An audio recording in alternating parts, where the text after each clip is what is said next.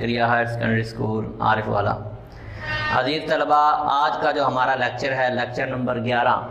وہ ہے کہ کہانی نویسی یعنی کہانی کس طرح لکھنی ہے، کہانی کیا ہوتی ہے، اس کے بارے میں بتائیں گے ہم آپ کو، اور اس کے جو لکھنے کے اصول ہیں اور جو ضوابط ہیں وہ ہم نے آپ کو بتانے۔ تو سب سے پہلے کہانی کی تعریف کہ کہانی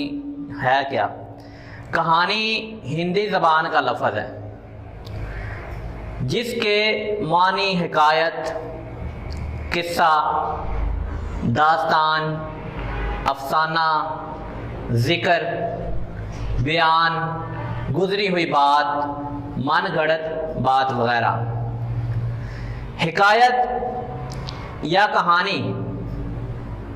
سننے سنانے کا رواج اس وقت سے شروع ہوا جب سے انسان نے بولنا سیکھا،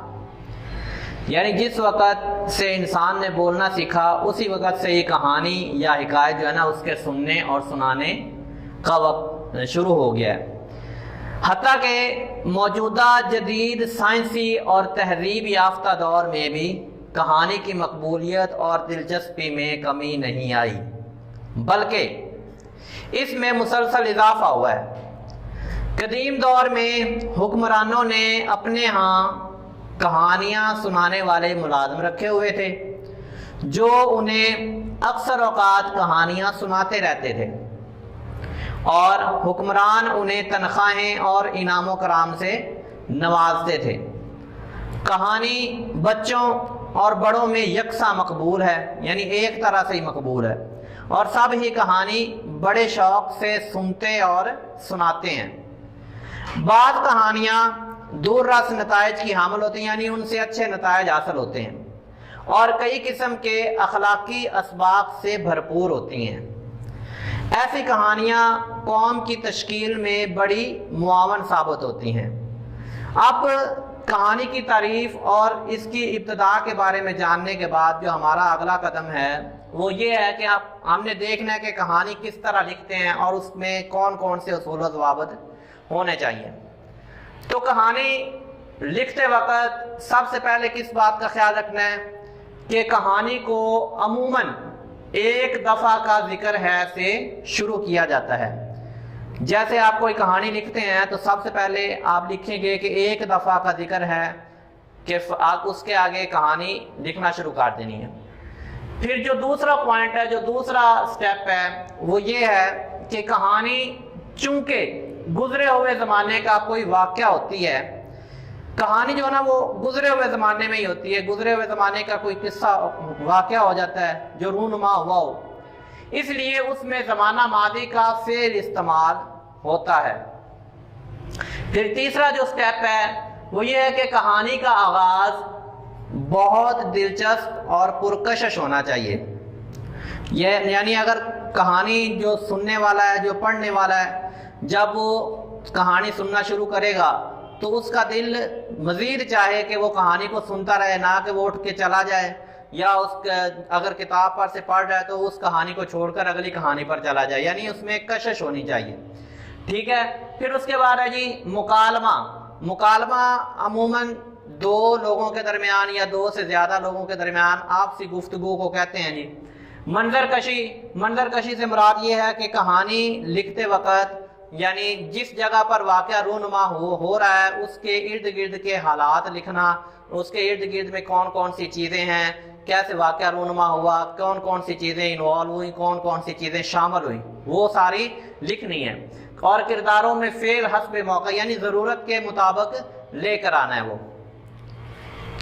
تاکہ جو پڑھنے والا ہے، جو قاری ہے، وہ کہانی پڑھنے اور جو سامع ہے یعنی کہانی سننے والا جو ہے نہ وہ اس سے اکتائے بلکہ اس میں دلکشی پیدا ہو۔ ٹھیک ہے، اور اس کے بعد جو اگلا پوائنٹ ہے وہ یہ کہانی کو ضرورت کے مطابق پیراگراف کی صورت میں لکھنا ہے، چاہے ایک پیراگراف میں ہو جائے کہانی یا دو پیراگراف میں ہو جائے، لیکن ضرورت کے مطابق۔ اگر آپ دیکھیں کہ کہانی ایک پیراگراف میں مکمل ہو رہی ہے تو اس کو ایک میں ہی مکمل کر دیں، اگر کہانی تھوڑی زیادہ ہے تو 5 یا 6 لائنیں آپ نے لکھ لی ہیں ایک پیراگراف میں، تو اس سے آگے اپنے دوسرا پیراگراف شروع کر دینا، یعنی ضرورت کے مطابق آپ نے کہانی کو پیراگراف کی صورت میں لکھنا ہے۔ پھر اس کے بعد ہے جی 7واں پوائنٹ، کہانی کے فقرات جو ہے نا وہ چھوٹے چھوٹے اور خوبصورت ہوں، زیادہ مشکل الفاظ استعمال نہ کریں، یعنی بہت چھوٹے چھوٹے جملوں میں کہانی کو آپ نے لکھنا ہے اور زیادہ مشکل الفاظ بھی استعمال نہیں کرنے، کیونکہ اگر پڑھنے والوں کو اس کی سمجھ نہ آئے تو پھر کہانی لکھنے کا فائدہ ہی نہیں ہے، یعنی آسان الفاظ میں کہانی بیان کرنی ہے تاکہ پڑھنے والے کے دل میں دلچسپی پیدا ہو۔ اور اس کے بعد اگلا ہے جی طویل منظر کشی اور بے مقصد مکالموں سے پرہیز کریں، یعنی جن مکالموں کی، جن فقرات کی، جن جملوں کی کہانی میں لکھنے کی ضرورت ہی نہیں ہے ان جملوں کو لکھنے سے پرہیز کریں تاکہ پڑھنے والے کو کوئی اکتاہٹ کا شکار نہ ہو جائیں۔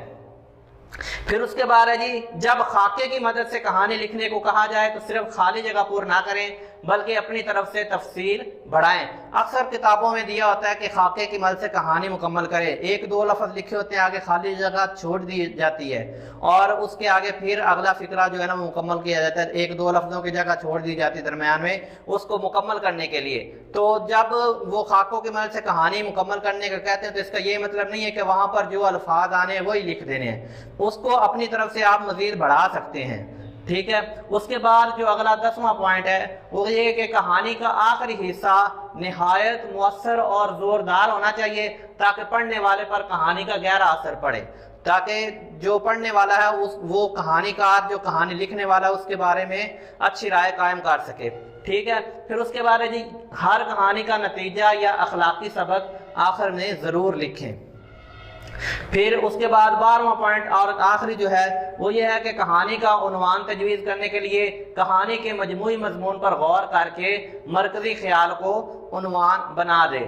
تو عزیز طلبہ یہ تھا ہمارا آج کا جو لیکچر کہانی کے متعلق کہ کہانی کس طرح لکھتے ہیں، اور آپ کے پاس جو کی بک ہے اردو کی جو اسکول کی طرف سے لگوائی گئی ہے اس میں موجود جو پہلی کہانی ہے اس کو اچھی طرح سے تیار بھی کرنا اور اس کو اپنے جو آپ کے پاس رجسٹر موجود ہیں مخصوص کیے ہوئے ہیں اردو گرامر کے لحاظ سے یا اردو کے حوالے سے، ان کے اوپر اس کہانی کو خوش خط لکھنا بھی ہے۔ شکریہ، اللہ حافظ۔